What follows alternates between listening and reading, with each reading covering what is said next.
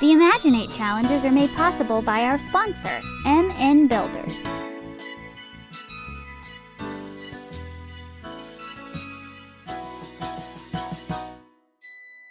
Hello, I'm Amber, and I'm an Imaginator at Bay Area Children's Theater. Thanks for stopping by the clubhouse today. Let's spin the wheel. Spin with me.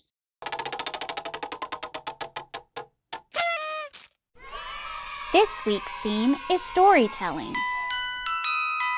Oh no! I made it back safely inside.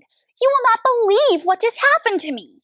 I was out there just walking down the street, minding my own business, when suddenly I was in a storm of potatoes. I narrowly dodged some tater tots and hash browns that came flying out of nowhere. And then I had to swim through the biggest river of mashed potatoes with gravy. Whew. Luckily, I got back inside, but there's some bad news. I was carrying my giant book of stories, the one where every story ever told is written down, and the French fry frenzy blew it away. Oh, I chased all the pages as quickly as I could, but they were covered in ketchup, and I couldn't get any of the stories back. So now, here I am, covered in potatoes, and I have not one single story to tell. I was coming here to read one of my favorite stories to you, but now I have no idea what to do. Oh, I wonder if you could help me create some new stories. Oh, fantastic! It only took me about 358 years to fill the last book, so I think starting over will be easy. Sorry. Before I get all my ideas mashed up, let's start with what we need for some good stories. All right, all good stories have a beginning, a middle, and an end. So let's all stand up together and act out a story so we can see how that works. I'll tell you some of a story, and you can use your body to show me what that looks like. Here we go! One day, my family decided to take a road trip to a carnival. Show me what it looks like when your whole family is crammed in the car. 3, 2, 1. Oh, we drove for hours and hours, and finally we got to the carnival. The first thing we did was eat the world's biggest stick of cotton candy.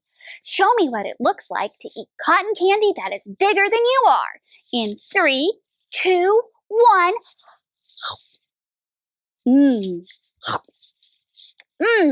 Next, we rode all the rides, especially the roller coasters. Show me what it looks like when you ride a roller coaster. In 3, 2, 1. Ah! On the way back, in the car, we realized that cotton candy and roller coasters are not a great mix. So the day ended with all of us getting car sick. Show me what it looks like when your family gets car sick on the way home. In 3, 2, 1. Well, now that you know all the parts of the story, I think you're ready for this week's challenge. Your challenge for this week is to create your own story with the help of your family and friends. Each person should help create a story by adding one sentence at a time. Oh, you can do this anywhere. You could do it at the dinner table, over breakfast, or in the car on your way to practice. An example of creating a story one sentence at a time might look like this. Once upon a time, there was a rabbit named Nimble. Nimble decided he wanted to eat every carrot in the entire world. Nimble traveled from country to country and gathered so many carrots that he couldn't carry them all home. Nimble had to call his sister Thimble to help him carry 500 carrots home to the farm. Thimble got Nimble and all of his carrots home, but it took a lot of work. Nimble looked around and realized that he may have collected too many carrots. Thimble suggested that Nimble share all of his carrots with everyone in the town, and so Nimble started giving away all of his carrots to everyone in the town. Soon, every rabbit in Rabbitville had a plethora of juicy carrots, and Nimble was named Squire of Rabbitville for the rest of his days. Once you're a pro at creating a story using one sentence at a time, I challenge you to try using one word at a time to tell a story about a creature named Fluffy. An example of creating a story using one word at a time might look like this. Once there was a lump of fluff named Fluffy. And then you can keep going to tell a story about Fluffy. Can you and your family come up with your own stories to tell? Oh, try starting with the sentence, there once was a kangaroo who loved cheese.